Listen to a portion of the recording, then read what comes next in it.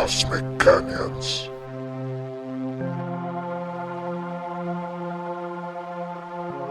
The Red One by Jack London.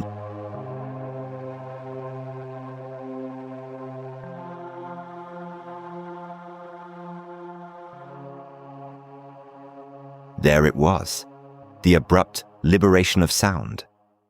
As he timed it with his watch, Bassett likened it to the trump of an archangel. Walls of cities, he meditated, might well fall down before so vast and compelling a summons. For the 1000th time, vainly he tried to analyze the tone quality of that enormous peal that dominated the land far into the strongholds of the surrounding tribes. The mountain gorge which was its source rang to the rising tide of it until it brimmed over and flooded earth and sky and air. With the wantonness of a sick man's fancy, he likened it to the mighty cry of some titan of the elder world vexed with misery or wrath. Higher and higher it arose, challenging and demanding in such profounds of volume that it seemed intended for ears beyond the narrow confines of the solar system. There was in it, too, the clamor of protest, in that there were no ears to hear and comprehend its utterance. Such the sick man's fancy. Still, he strove to analyze the sound. Sonorous as thunder was it, mellow as a golden bell, thin and sweet as a thrummed taut chord of silver. No, it was none of these, nor a blend of these. There were no words nor semblances in his vocabulary, an experience with which to describe the totality of that sound. Time passed. Minutes merged into quarters of hours, and quarters of hours into half hours, and still the sound persisted, ever changing from its initial vocal impulse, yet never receiving fresh impulse, fading, dimming, dying as enormously as it had sprung into being. It became a confusion of troubled mutterings and babblings and colossal whisperings. Slowly it withdrew, sob by sob, into whatever great bosom had birthed it, until it whimpered deadly whispers of wrath and as equally seductive whispers of delight, striving still to be heard, to convey some cosmic secret, some understanding of infinite import and value. It dwindled to a ghost of sound that had lost its menace and promise, and became a thing that pulsed on in the sick man's consciousness for minutes after it had ceased. When he could hear it no longer, Bassett glanced at his watch. An hour had elapsed ere that archangel's trump had subsided into tonal nothingness. Was this, then, his dark tower? Bassett pondered, remembering his Browning, and gazing at his skeleton-like and fever-wasted hands.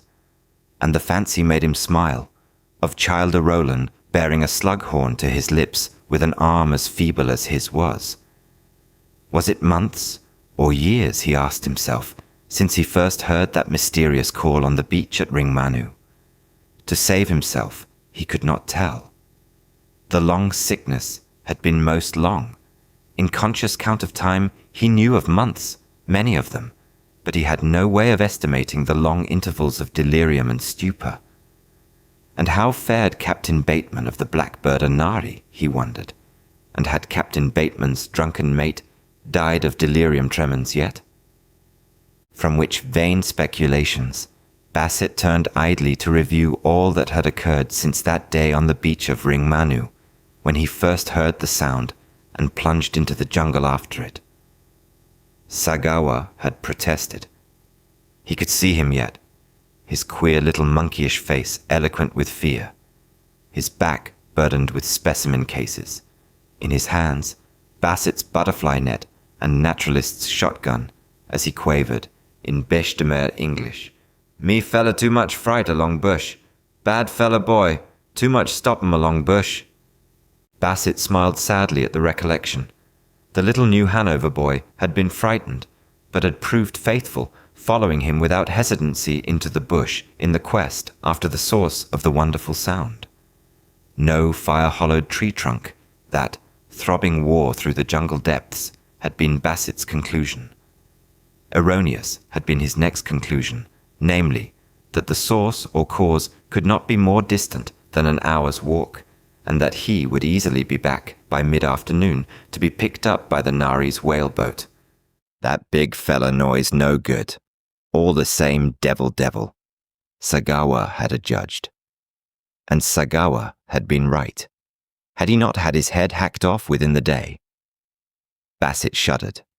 Without doubt, Sagawa had been eaten as well by the bad fella boys too much that stopped along the bush. He could see him, as he had last seen him, stripped of the shotgun and all the naturalist's gear of his master, lying on the narrow trail, where he had been decapitated barely the moment before. Yes, within a minute the thing had happened. Within a minute, looking back, Bassett had seen him trudging patiently along under his burdens. Then Bassett's own trouble had come upon him. He looked at the cruelly healed stumps of the first and second fingers of his left hand, then rubbed them softly into the indentation in the back of his skull. Quick as had been the flash of the long-handled tomahawk, he had been quick enough to duck away his head and partially to deflect the stroke with his upflung hand. 2 fingers and a hasty scalp wound had been the price he paid for his life. With 1 barrel of his 10-gauge shotgun, he had blown the life out of the bushman who had so nearly got him. With the other barrel, he had peppered the bushman bending over Sagawa and had the pleasure of knowing that the major portion of the charge had gone into the one who leaped away with Sagawa's head. Everything had occurred in a flash. Only himself, the slain bushman, and what remained of Sagawa were in the narrow, wild pig run of a path. From the dark jungle on either side came no rustle of movement or sound of life, and he had suffered distinct and dreadful shock. For the first time in his life, he had killed a human being, and he knew nausea as he contemplated the mess of his handiwork. Then had begun the chase. He retreated up the pig run before his hunters, who were between him and the beach. How many there were, he could not guess. There might have been 1 or 100, for aught he saw of them. That some of them took to the trees and travelled along through the jungle roof he was certain. But at the most, he never glimpsed more than an occasional flitting of shadows. No bowstrings twanged that he could hear, but every little while, whence discharged he knew not, tiny arrows whispered past him or struck tree boles and fluttered to the ground beside him. They were bone-tipped and feather-shafted, and the feathers, torn from the breasts of hummingbirds, iridesced like jewels.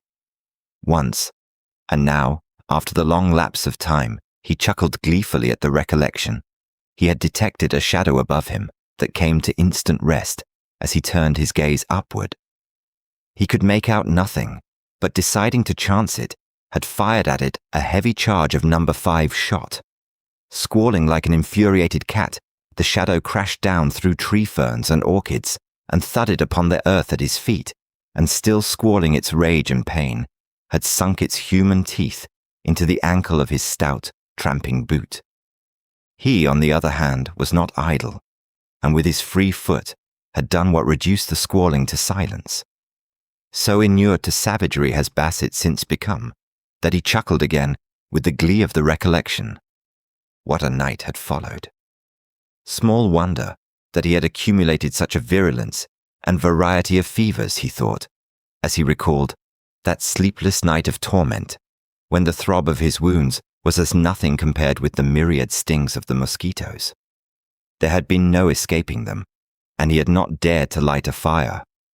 They had literally pumped his body full of poison, so that, with the coming of day, eyes swollen almost shut, he had stumbled blindly on, not caring much when his head should be hacked off and his carcass started on the way of Sagawa's to the cooking fire. 24 hours had made a wreck of him, of mind as well as body.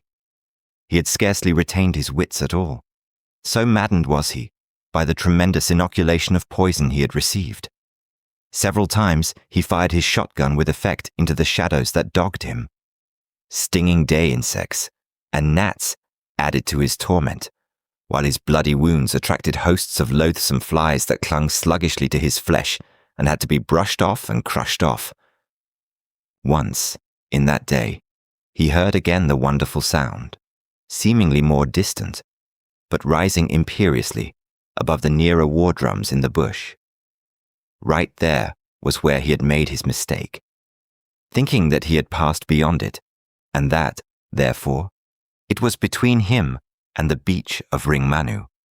He had worked back toward it, when in reality he was penetrating deeper and deeper into the mysterious heart of the unexplored island. That night, crawling in among the twisted roots of a banyan tree, he had slept from exhaustion while the mosquitoes had had their will of him. Followed days and nights that were vague as nightmares in his memory.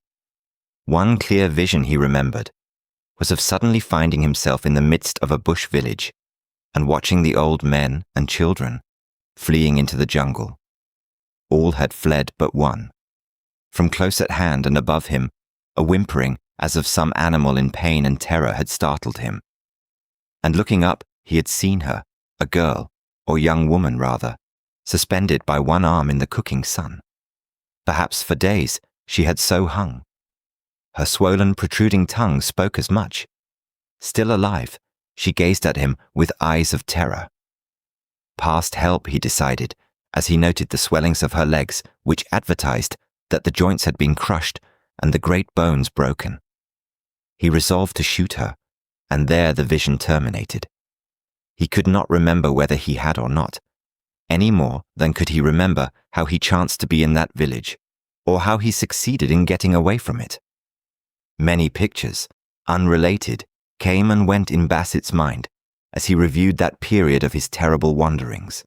He remembered invading another village of a dozen houses and driving all before him with his shotgun save for one old man too feeble to flee, who spat at him and whined and snarled as he dug open a ground oven and from amid the hot stones dragged forth a roasted pig that steamed its essence deliciously through its green leaf wrappings. It was at this place that a wantonness of savagery had seized upon him. Having feasted, ready to depart with a hind quarter of the pig in his hand, he deliberately fired the grass thatch of a house with his burning glass. But seared deepest of all in Bassett's brain was the dank and noisome jungle. It actually stank with evil, and it was always twilight. Rarely did a shaft of sunlight penetrate its matted roof 100 feet overhead, and beneath that roof was an aerial ooze of vegetation, a monstrous, parasitic dripping of decadent life forms that rooted in death and lived on death. And through all this, he drifted, ever pursued by the flitting shadows of the anthropophagi, themselves ghosts of evil that dared not face him in battle, but that knew that, soon or late, they would feed on him. Bassett remembered that at the time, in lucid moments, he had likened himself to a wounded bull pursued by plains coyotes, too cowardly to battle with him for the meat of him, yet certain of the inevitable end of him, when they would be full gorged.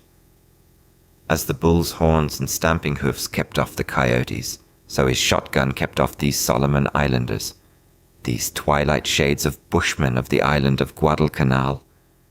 Came the day of the grasslands. Abruptly, as if cloven by the sword of God in the hand of God, the jungle terminated.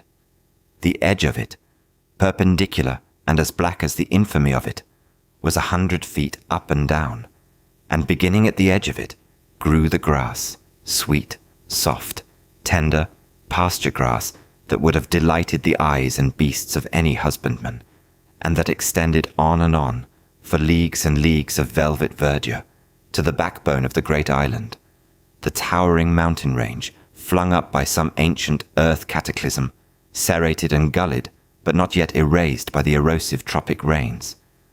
But the grass, he had crawled into it a dozen yards, buried his face in it, smelled it, and broken down in a fit of involuntary weeping. And while he wept, the wonderful sound had pealed forth. If by peal he had often thought since, an adequate description could be given of the enunciation of so vast a sound melting sweet. Sweet it was, as no sound ever heard. Vast it was, of so mighty a resonance, that it might have proceeded from some brazen-throated monster, and yet it called to him across that leagues-wide savannah, and was like a benediction to his long-suffering, pain-racked spirit. He remembered how he lay there in the grass, wet-cheeked, but no longer sobbing, listening to the sound and wondering that he had been able to hear it on the beach of Ringmanu. Some freak of air pressures and air currents, he reflected, had made it possible for the sound to carry so far. Such conditions might not happen again in 1,000 days or 10,000 days, but the one day it had happened had been the day he landed from the Nari for several hours collecting. Especially had he been in quest of the famed jungle butterfly, a foot across from wingtip to wingtip, as velvet dusky of lack of color as was the gloom of the roof, of such lofty arboreal habits that it resorted only to the jungle roof and could be brought down only by a dose of shot. It was for this purpose that Sagawa had carried the 10-gauge shotgun. 2 days and nights he had spent crawling across that belt of grassland. He had suffered much, but pursuit had ceased at the jungle edge, and he would have died of thirst had not a heavy thunderstorm revived him on the second day. And then had come Balata. In the first shade, where the savannah yielded to the dense mountain jungle, he had collapsed to die. At first, she had squealed with delight at sight of his helplessness, and was for beating his brain out with a stout forest branch. Perhaps it was his very utter helplessness that had appealed to her, and perhaps it was her human curiosity that made her refrain. At any rate, she had refrained, for he opened his eyes again under the impending blow and saw her studying him intently. What especially struck her about him were his blue eyes and white skin.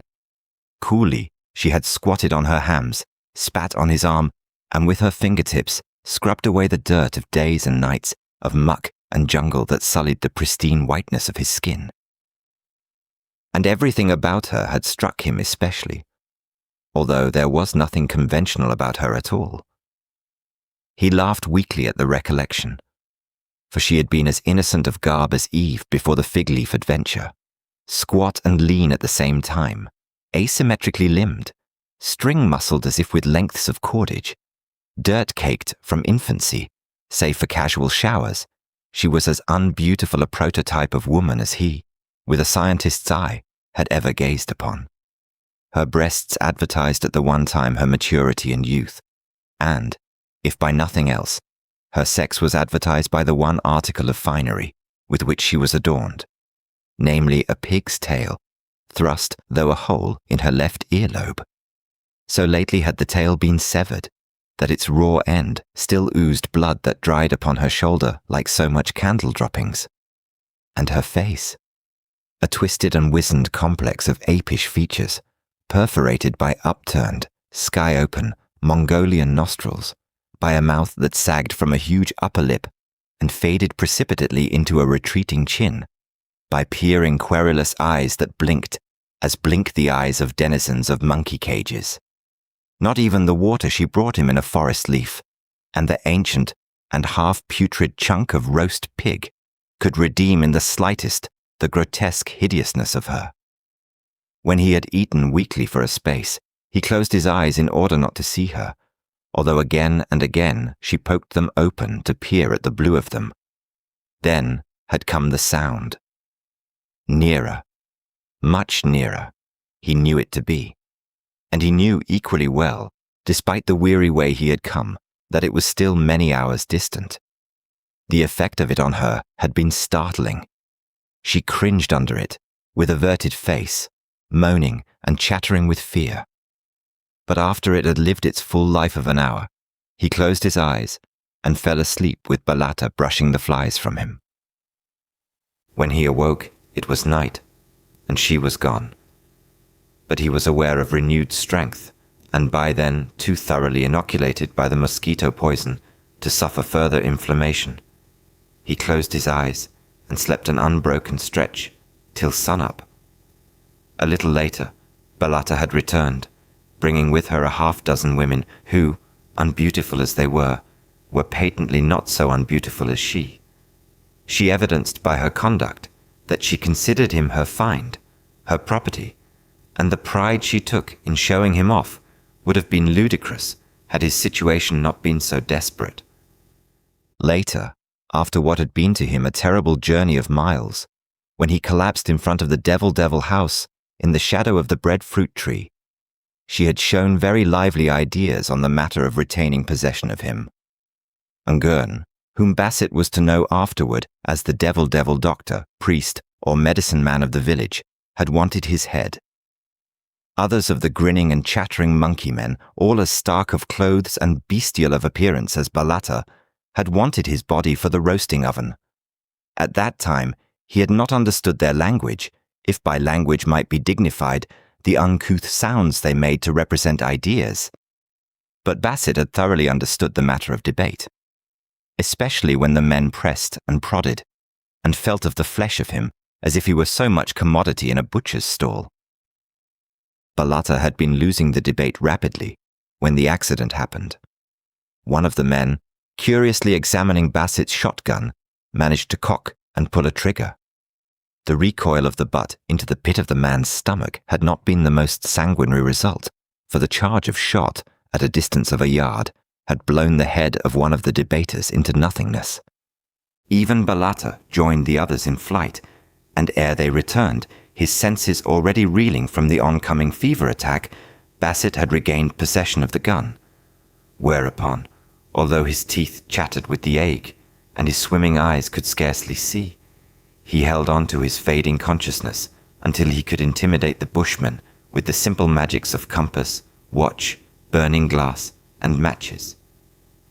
At the last, with due emphasis of solemnity and awfulness, he had killed a young pig with his shotgun and promptly fainted.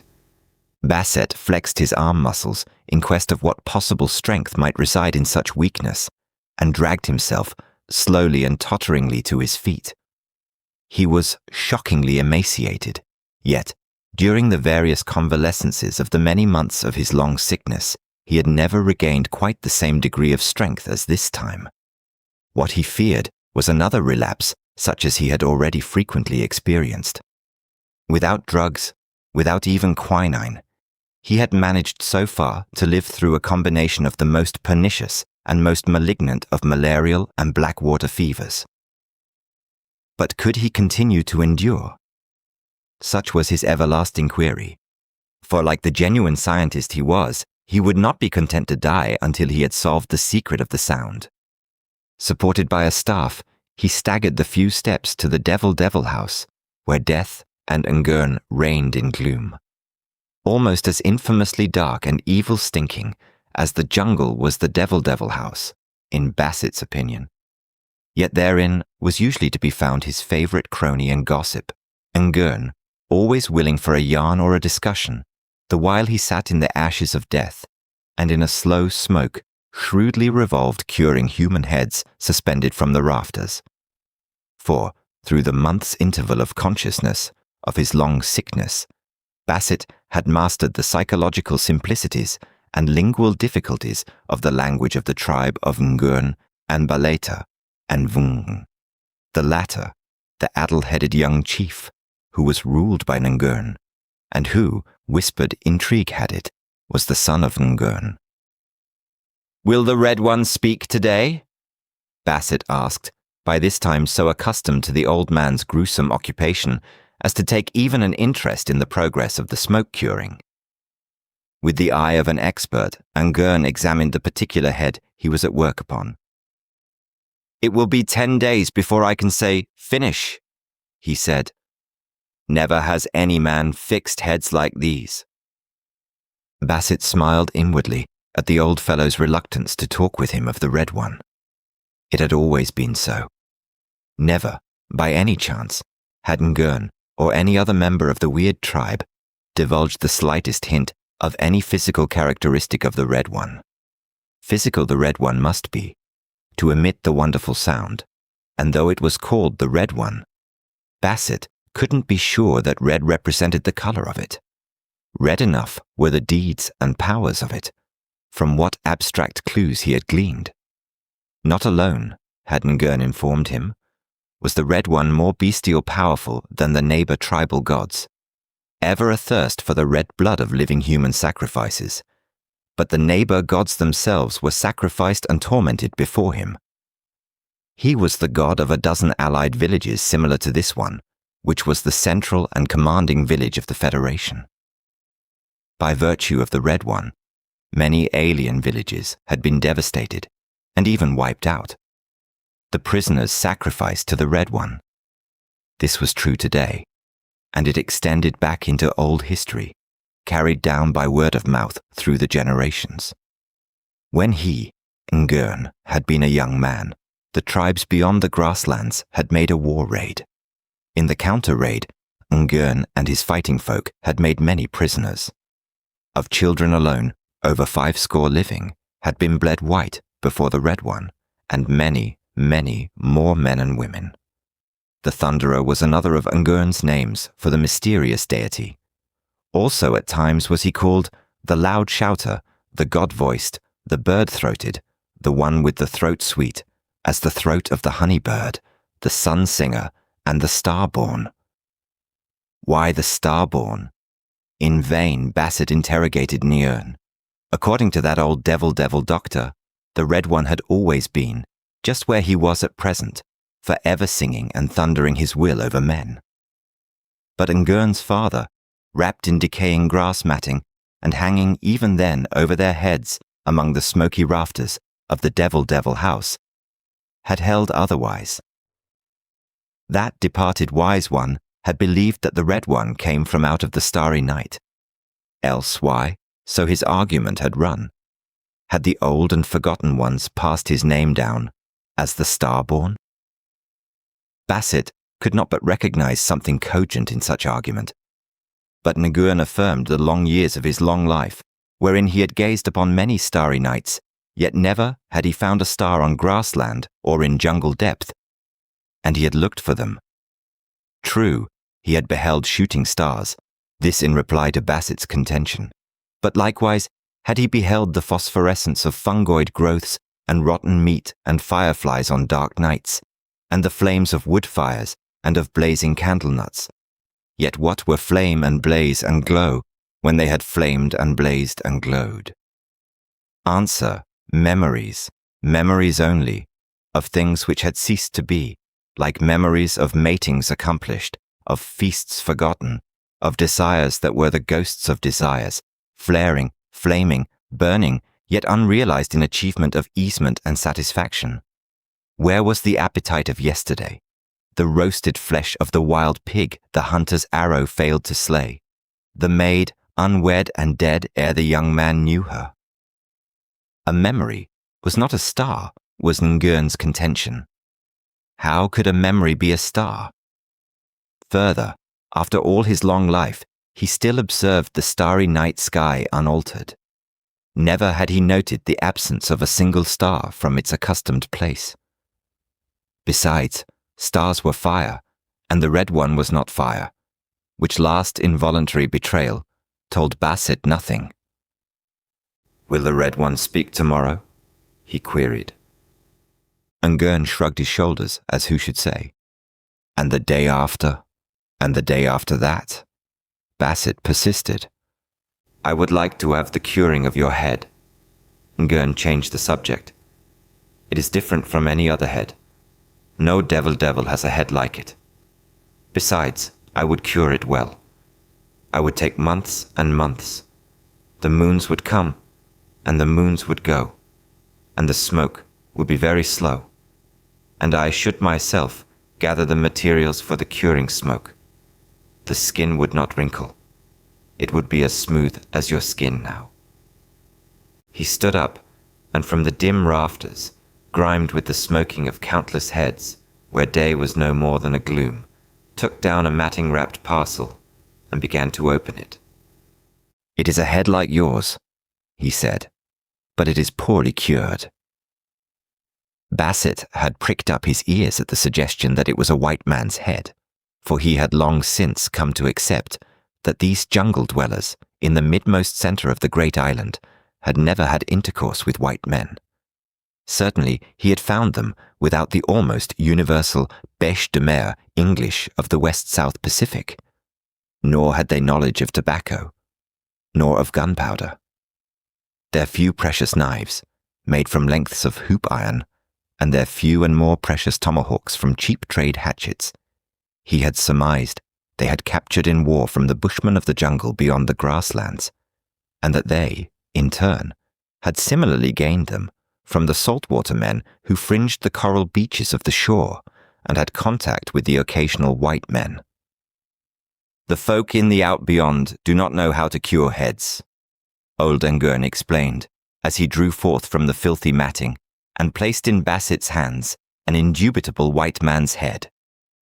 Ancient it was beyond question, white it was as the blonde hair attested. He could have sworn it once belonged to an Englishman, and to an Englishman of long before, by token of the heavy gold circlets still threaded in the withered earlobes. "Now your head," the devil doctor began on his favourite topic. "I'll tell you what," Bassett interrupted, struck by a new idea. "When I die, I'll let you have my head to cure if, first, you take me to look upon the red one." "I will have your head anyway when you are dead." Ngern rejected the proposition. He added, with the brutal frankness of the savage, "Besides, you have not long to live. You are almost a dead man now. You will grow less strong. In not many months I shall have you here turning and turning in the smoke. It is pleasant, through the long afternoons, to turn the head of one you have known as well as I know you. And I shall talk to you, and tell you the many secrets you want to know, which will not matter, for you will be dead." "Ngern," Bassett threatened in sudden anger, "you know the baby thunder in the iron that is mine." This was in reference to his all-potent and all-awful shotgun. "I can kill you any time, and then you will not get my head. Just the same will Vungen or someone else of my folk get it," Ngern complacently assured him. "And just the same will in the end turn devil house in the smoke. The quicker you slay me with your baby thunder, the quicker will your head turn in the smoke." And Bassett knew he was beaten in the discussion. What was the red one? Bassett asked himself 1,000 times in the succeeding week, while he seemed to grow stronger. What was the source of the wonderful sound? What was this sun-singer, this star-born one, this mysterious deity, as bestial conducted as the black and kinky-headed and monkey-like human beasts who worshipped it and whose silver-sweet, bull-mouthed singing and commanding he had heard at the taboo distance for so long? Ngern, had he failed to bribe with the inevitable curing of his head when he was dead? Imbecile and chief that he was too imbecilic, too much under the sway of Ngern, to be considered. Remained Balata, who, from the time she found him and poked his blue eyes open to recrudescence of her grotesque female hideousness, had continued his adorer. Woman she was, and he had long known that the only way to win from her treason of her tribe was through the woman's heart of her. Bassett was a fastidious man. He had never recovered from the initial horror caused by Balata's female awfulness. Back in England, even at best, the charm of woman to him had never been robust. Yet now, resolutely, as only a man can do who is capable of martyring himself for the cause of science, he proceeded to violate all the fineness and delicacy of his nature by making love to the unthinkably disgusting bushwoman. He shuddered, but with averted face hid his grimaces and swallowed his gorge as he put his arm around her dirt-crusted shoulders and felt the contact of her rancid, oily and kinky hair with his neck and chin. But he nearly screamed when she succumbed to that caress. So at the very first of the courtship, and moaned and gibbered and squealed little, queer, pig-like, gurgly noises of delight. It was too much, and the next he did in the singular courtship was to take her down to the stream and give her a vigorous scrubbing. From then on, he devoted himself to her like a true swain as frequently and for as long at a time as his will could override his repugnance but marriage, which she ardently suggested with due observance of tribal custom, he balked at.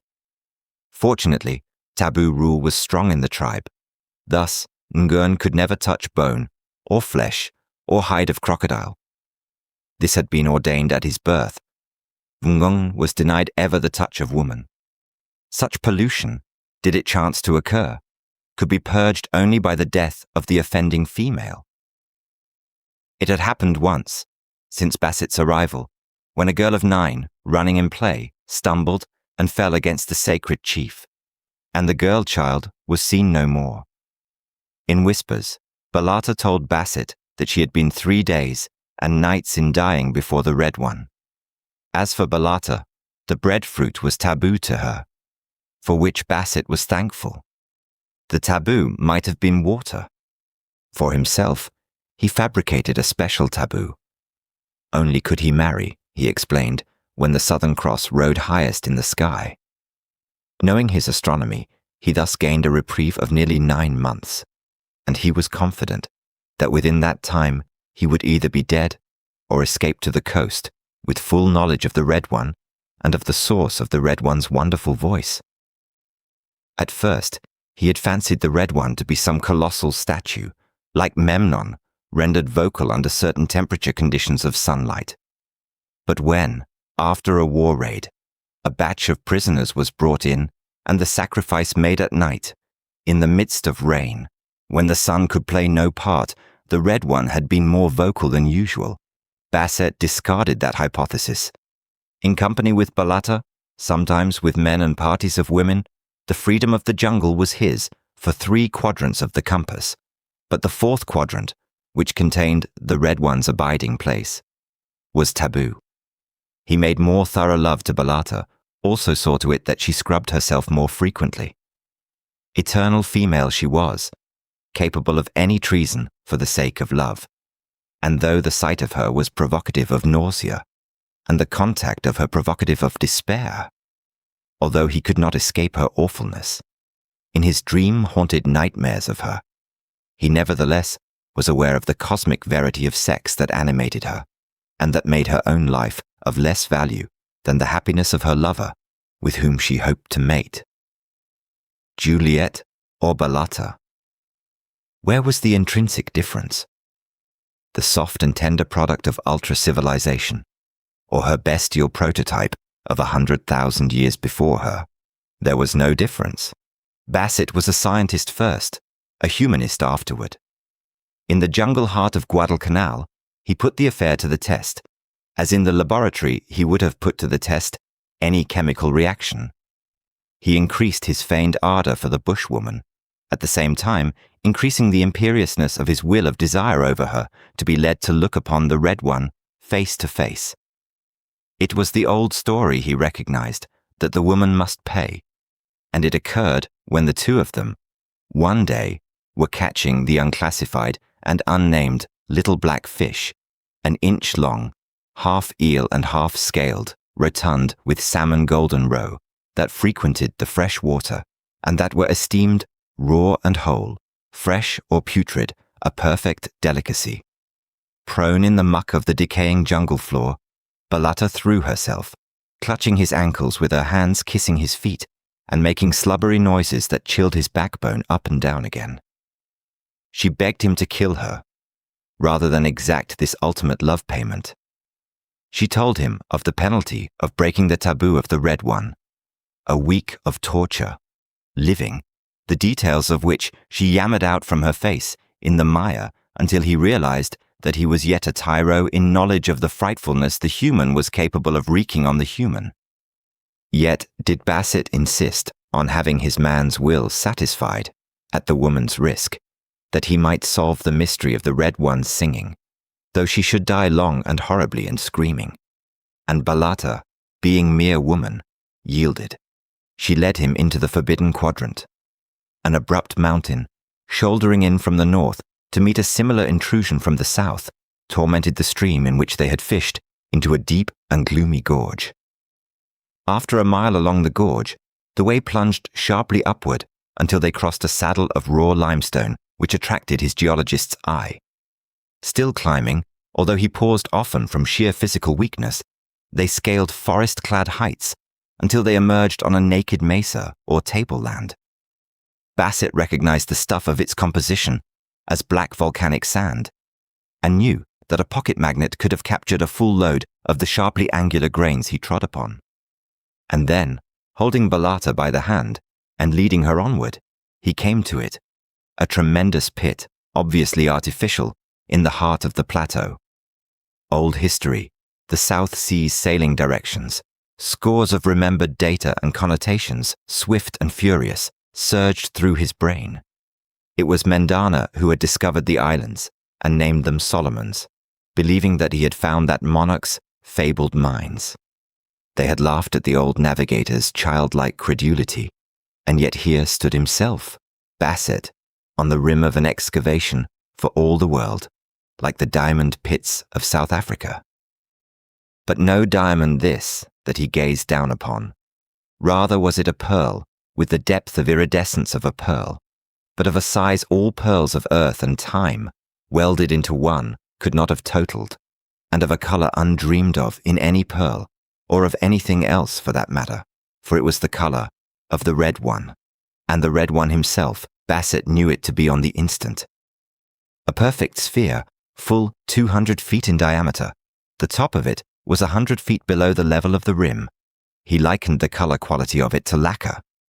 Indeed, he took it to be some sort of lacquer, applied by man, but a lacquer too marvelously clever to have been manufactured by the bush folk.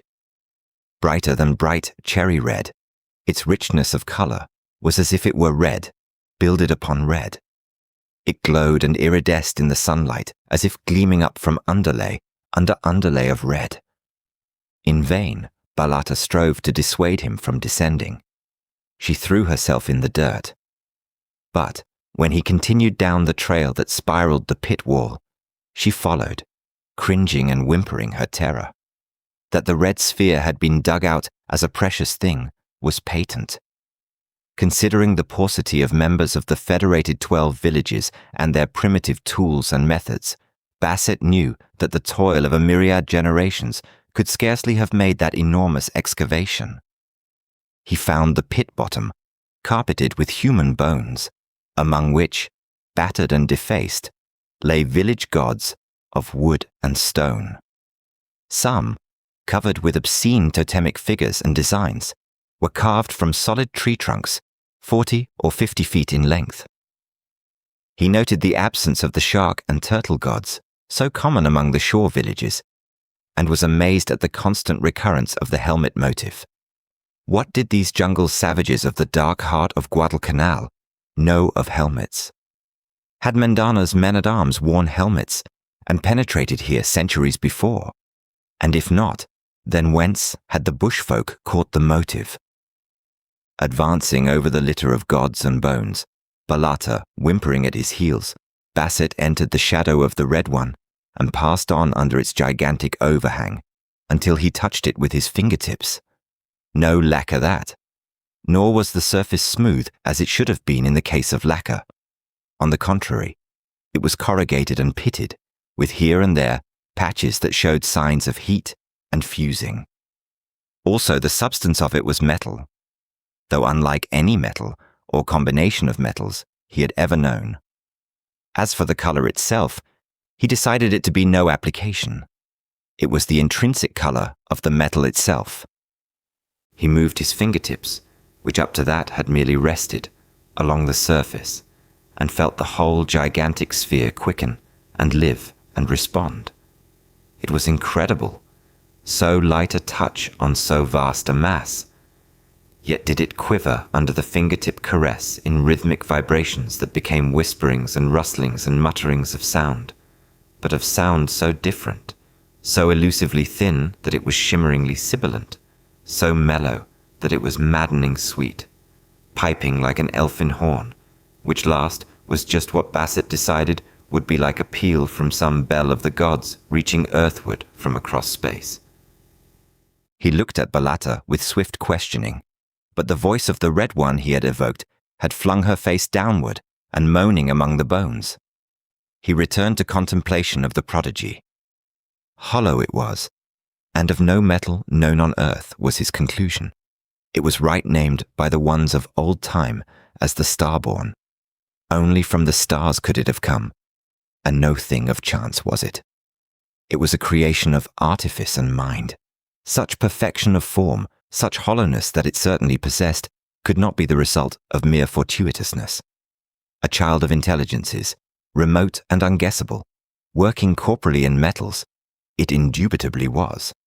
He stared at it in amaze, his brain a racing wildfire of hypotheses to account for this far journeyer who had adventured the night of space, threaded the stars, and now rose before him and above him, exhumed by patient anthropophagi, pitted and lacquered by its fiery bath in 2 atmospheres. But was the color a lacquer of heat upon some familiar metal? Or was it an intrinsic quality of the metal itself? He thrust in the blue point of his pocket knife to test the constitution of the stuff. Instantly, the entire sphere burst into a mighty whispering, sharp with protest, almost twanging goldenly, if a whisper could possibly be considered to twang, rising higher, sinking deeper, the 2 extremes of the registry of sound, threatening to complete the circle, and coalesce into the bull-mouthed thundering he had so often heard beyond the taboo distance. Forgetful of safety, of his own life itself, entranced by the wonder of the unthinkable and unguessable thing, he raised his knife to strike heavily from a long stroke, but was prevented by Balata. She upreared on her own knees in an agony of terror, clasping his knees and supplicating him to desist. In the intensity of her desire to impress him, she put her forearm between her teeth and sank them to the bone. He scarcely observed her act, although he yielded automatically to his gentler instincts and withheld the knife hack. To him, human life had dwarfed to microscopic proportions before this colossal portent of higher life from within the distances of the sidereal universe. As had she been a dog, he kicked the ugly little bushwoman to her feet and compelled her to start with him on an encirclement of the base. Part way around, he encountered horrors.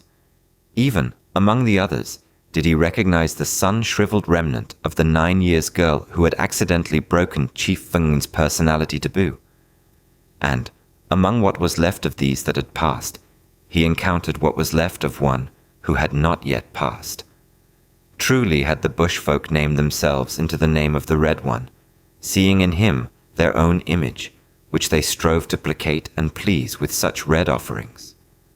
Farther around, always treading the bones and images of humans and gods that constituted the floor of this ancient charnel house of sacrifice, he came upon the device by which the Red One was made to send his call singing thunderingly across the jungle belts and grasslands to the far beach of Ring Manu.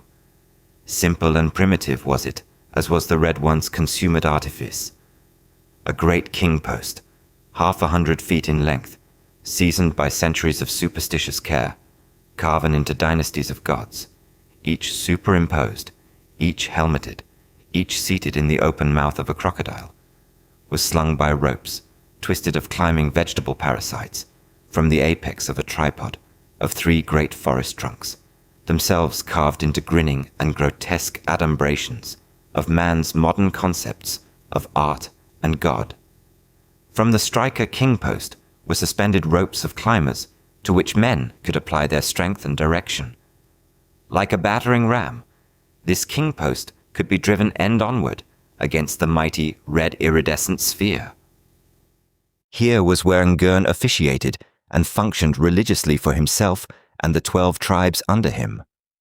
Bassett laughed aloud, almost with madness, at the thought of this wonderful messenger, winged with intelligence across space, to fall into a bushman stronghold and be worshipped by ape-like, man-eating and head-hunting savages.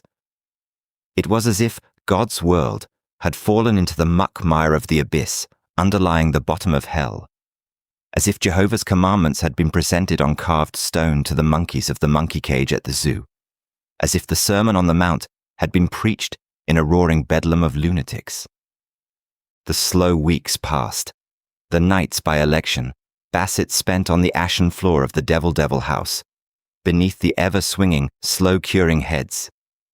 His reason for this was that it was taboo to the lesser sex of woman, and therefore a refuge for him from Balata, who grew more persecutingly and perilously loverly as the Southern Cross rode higher in the sky and marked the imminence of her nuptials.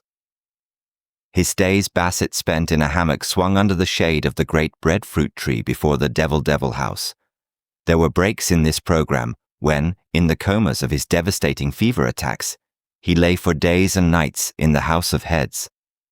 Ever he struggled to combat the fever, to live, to continue to live, to grow strong and stronger against the day when he would be strong enough to dare the grasslands and the belted jungle beyond, and win to the beach, and to some labor-recruiting, blackbirding ketch or schooner, and on to civilization and the men of civilization, to whom he could give news of the message from other worlds that lay, darkly worshipped by beastmen, in the black heart of Guadalcanal's midmost center. On the other nights, lying late under the breadfruit tree, Basset spent long hours watching the slow setting of the western stars beyond the black wall of jungle, where it had been thrust back by the clearing for the village. Possessed of more than a cursory knowledge of astronomy, he took a sick man's pleasure in speculating as to the dwellers on the unseen worlds of those incredibly remote suns, to haunt whose houses of light life came forth, a shy visitant from the rayless crypts of matter. He could no more apprehend limits to time than bounds to space. No subversive radium speculations had shaken his steady scientific faith in the conservation of energy and the indestructibility of matter. Always and forever must there have been stars. And surely, in that cosmic ferment, all must be comparatively alike, comparatively of the same substance or substances, save for the freaks of the ferment. All must obey or compose the same laws that ran without infraction through the entire experience of man. Therefore, he argued and agreed, must worlds and life be appanages to all the suns as they were appanages to the particular of his own solar system. Even as he lay here under the breadfruit tree, an intelligence that stared across the starry gulfs, so must all the universe be exposed to the ceaseless scrutiny of innumerable eyes, like his, though grantedly different, with behind them, by the same token, intelligences that questioned and sought the meaning and the construction of the whole. So reasoning, he felt his soul go forth in kinship with that august company, that multitude whose gaze was forever upon the iris of infinity. Who were they? What were they? Those far distant and superior ones who had bridged the sky with their gigantic, red iridescent, heaven-singing message. Surely, and long since, had they too trod the path on which man had so recently, by the calendar of the cosmos, set his feet. And to be able to send a message across the pit of space, surely they had reached those heights to which man, in tears and travail and bloody sweat, in darkness and confusion of many counsels, was so slowly struggling. And what were they on their heights? Had they won brotherhood? Or had they learned that the law of love imposed the penalty of weakness and decay? Was strife life? Was the rule of all the universe the pitiless rule of natural selection? And most immediately and poignantly, were their far conclusions, their long-won wisdoms, shut even then in the huge metallic heart of the Red One, waiting for the first Earthman to read. Of one thing he was certain. No drop of red dew, shaken from the lion mane of some sun in torment, was the sounding sphere.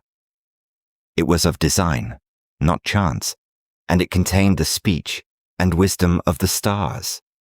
What engines and elements and mastered forces, what law and mysteries and destiny controls might be there? Undoubtedly, since so much could be enclosed in so little a thing as the foundation stone of a public building, this enormous sphere should contain vast histories, profounds of research achieved beyond man's wildest guesses, laws and formulae that, easily mastered, would make man's life on earth, individual and collective, spring up from its present mire to inconceivable heights of purity and power. It was time's greatest gift to blindfold, insatiable, and sky-aspiring man. And to him, Bassett had been vouchsafed the lordly fortune to be the first to receive this message from man's interstellar kin. No white man, much less no outland man, of the other bush tribes had gazed upon the Red One and lived. Such the law expounded by Ngern to Bassett. There was such a thing as blood brotherhood. Bassett, in return, had often argued in the past, but Ngern had stated solemnly no. Even the blood brotherhood was outside the favor of the Red One. Only a man born within the tribe could look upon the Red One and live. But now, his guilty secret, known only to Balata, whose fear of immolation before the Red One fast sealed her lips, the situation was different. What he had to do was to recover from the abominable fevers that weakened him and gain to civilization. Then would he lead an expedition back, and although the entire population of Guadalcanal he destroyed, extract from the heart of the Red One the message of the world from other worlds.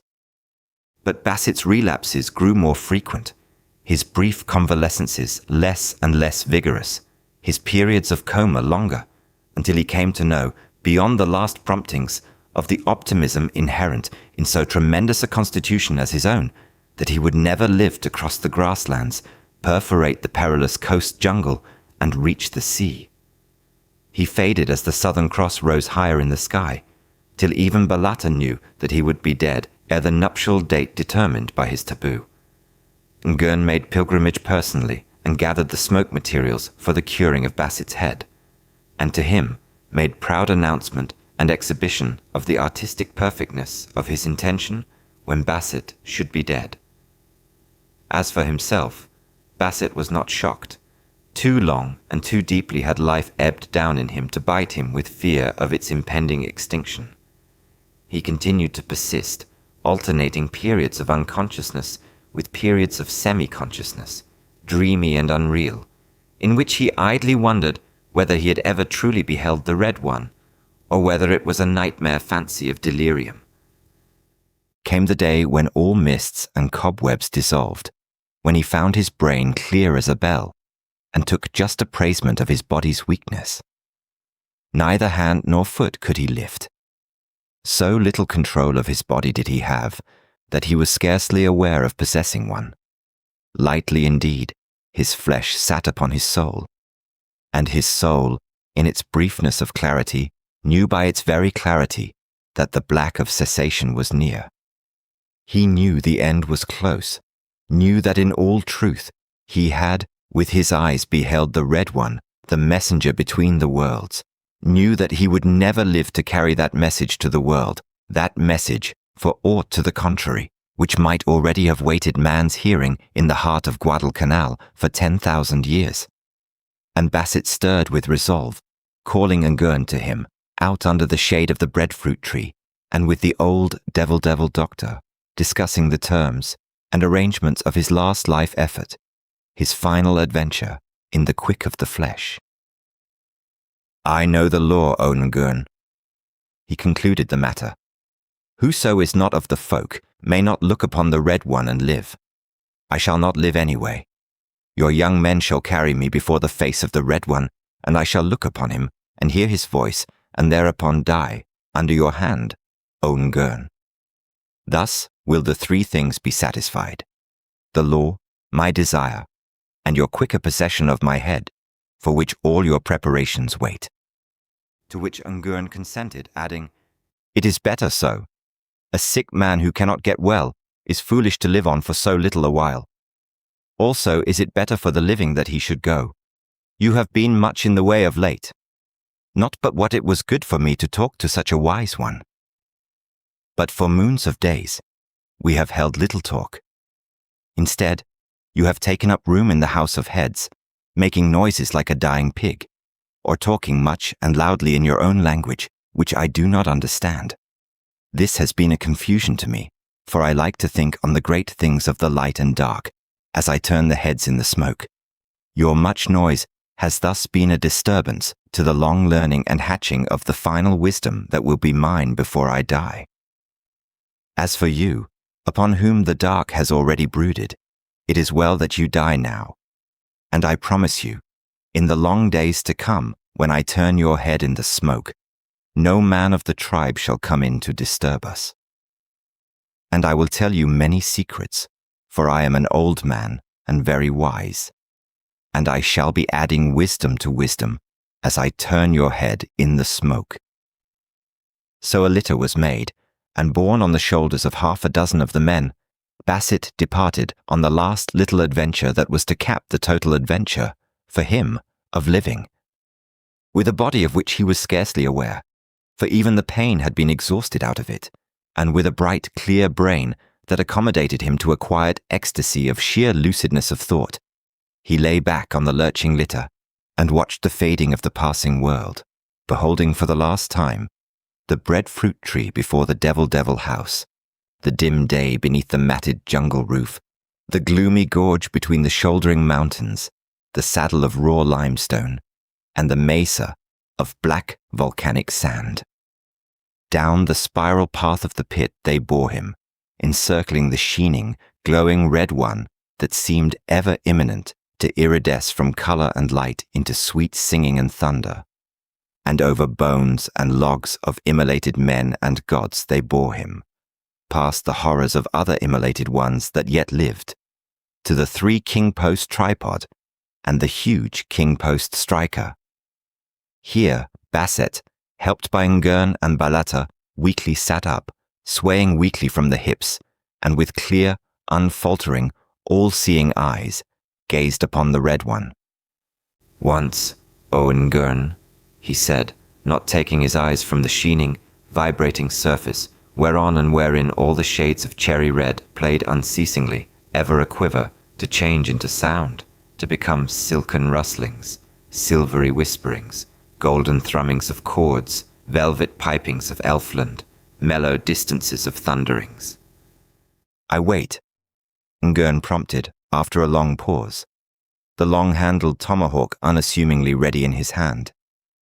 "Once, O Ngern," Basset repeated, "let the red one speak, so that I may see it speak as well as hear it. Then strike, thus, when I raise my hand, for when I raise my hand, I shall drop my head forward and make place for the stroke at the base of my neck.